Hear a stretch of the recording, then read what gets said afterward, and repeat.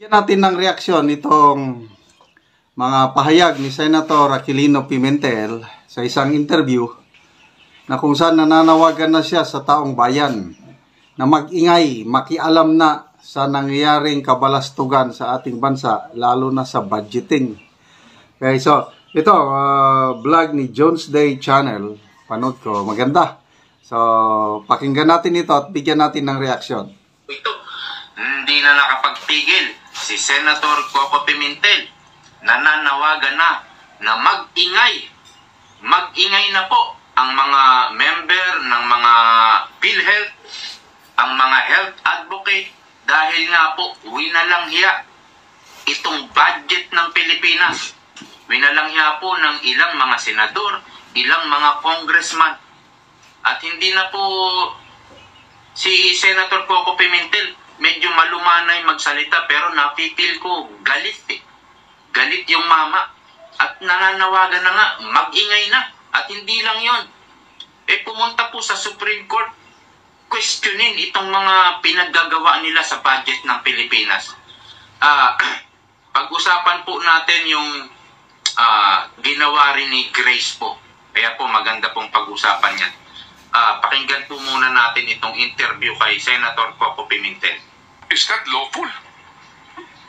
That's a good question. Kaya sinabi ko nga rin sa interpellation ko, we are inviting another.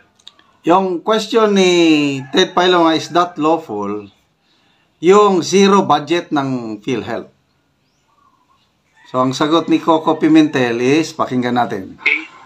Before the Supreme Court, especially from health advocate. Kasi nga, number one, sasabihin nga ng health advocate, may mandato nga to remit. Hindi sinunod. Ziniro pa. Hindi lang sa binawasan, ziniro pa. So, is that, maganda tanong, is that bidan? Kasi dalawang nagbabanggaan batas.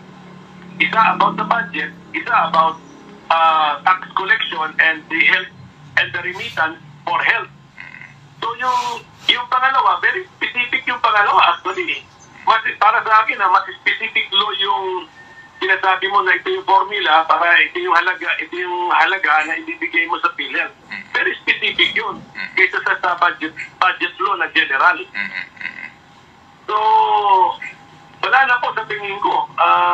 Kailangan itanong na sa court kung pwede bang gawin itong ginawa ng Kongreso or na talaga.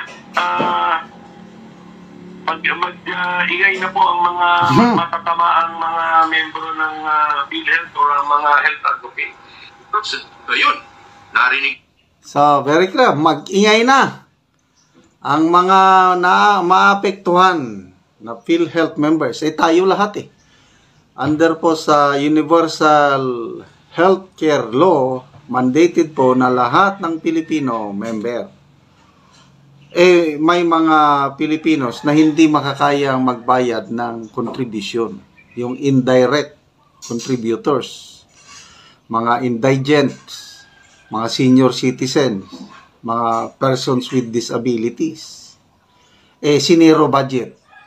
Anong mangyayari sa PhilHealth? Dahil hindi naman maka-contribute ang maraming Pilipino. So yung subsidy sana ng gobyerno, yun na yung contribution ng mga indirect, yung hindi makakaya, siniro. Talagang matindi ang ginawa. Mag-ingay na po. Paano mag-iingay? Pumunta sa EDSA. Magtipon-tipon. Halimbawa, yung mga may asosasyon dyan, mga NGO, kung saan ang advokasya nila ay tungkol sa kalusugan, sa health. Kahit 10 lang kayo, punta kayo sa EDSA, magtipon kayo ron, mag-ingay. Yun po ang sabi ni Senator Coco Pimentel. Ulitin natin.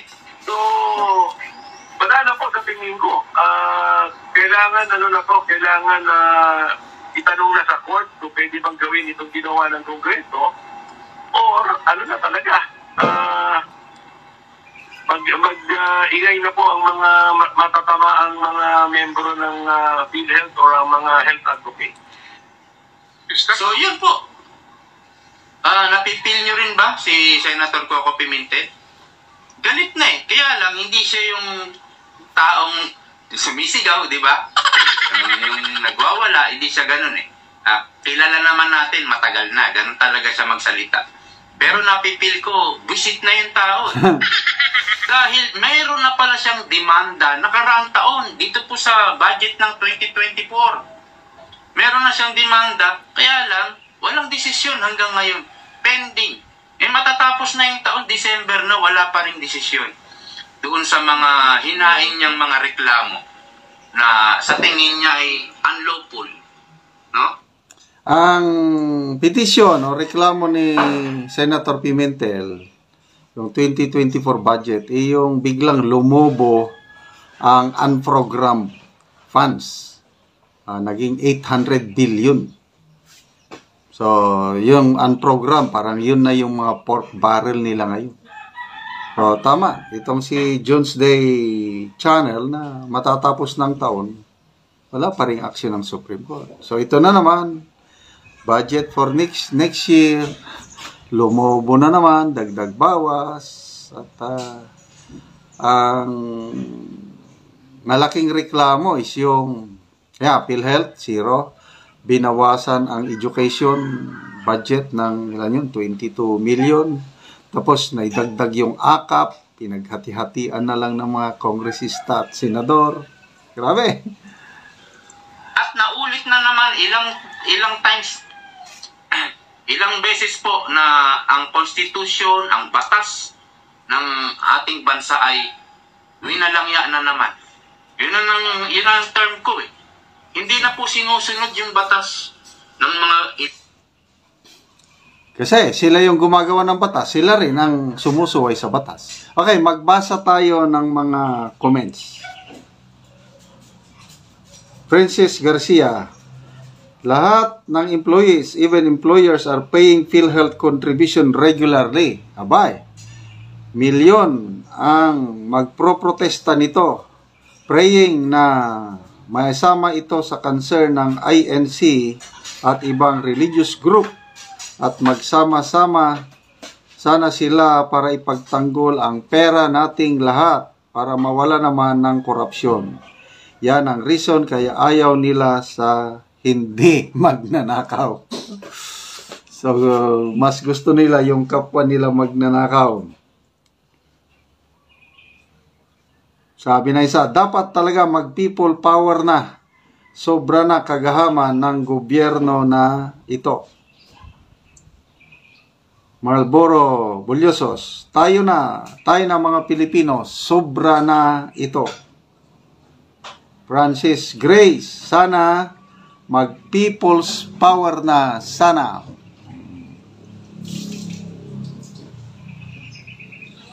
Marieta Aborca, yes na yes, mag-ingay na tayo lahat ng mga pundo ng department. Good morning, peoples. Annalyn Blas, people power na bago maubos ang kaban ng bayan. Rilyeda Gakan, mga senior citizens, gising na, zero budget PhilHealth. Ito yung kawawa, ako, senior citizen naman kaming mag-asawa. At salamat sa Diyos at kaya pa naming tustusan ang aming maintenance, pang-hospital, kaya namin. Ma-hospital man, makapagbayad pa kami. Papaano yung karamihan? May nabasa nga akong comments na hospital, 20,000 ang kanyang bill. Ang binayaran lang ng PhilHealth, 2,000 lang. Ganon din eh. Kailan ba yung na-hospital ako? Last year. Ganon din eh. Mga more than 20,000 din. Nung tinanong ko, PhilHealth, magkano? Gamay man, kuya. Mga 2,000 lang. Ganon kaliit ang share ng PhilHealth. Hindi mo maramdaman yung tulong eh. Akala mo walang pera ng PhilHealth, yung pala 89.9 billion yung excess fund nila na kinuha ngayon ng gobyerno. So, tapos ito pa, bagong kontrobersiya. Mabuti na lang, binuking ni Dr. Tony Liachon. May plano palang PhilHealth na mag-Christmas party ngayong December, tapos anniversary celebration nila next year, February, na booking yung 137 million na budget. Oh, so ngayon na booking, dinidinay na nila, hindi pa naman approve. Wala pa yan. Paano kung hindi na booking? Di tuloy-tuloy. Ganyan po ang kalakaran sa PhilHealth ngayon at iba pang ahensya ng gobyerno. Nakakadismaya. So, salamat, Senator Coco Pimentel, sa inyong panawagan sa taong bayan na mag-ingay na. So, ano ba yung pag-iingay? People power na. I don't know kung anong ibig niyang sabihin.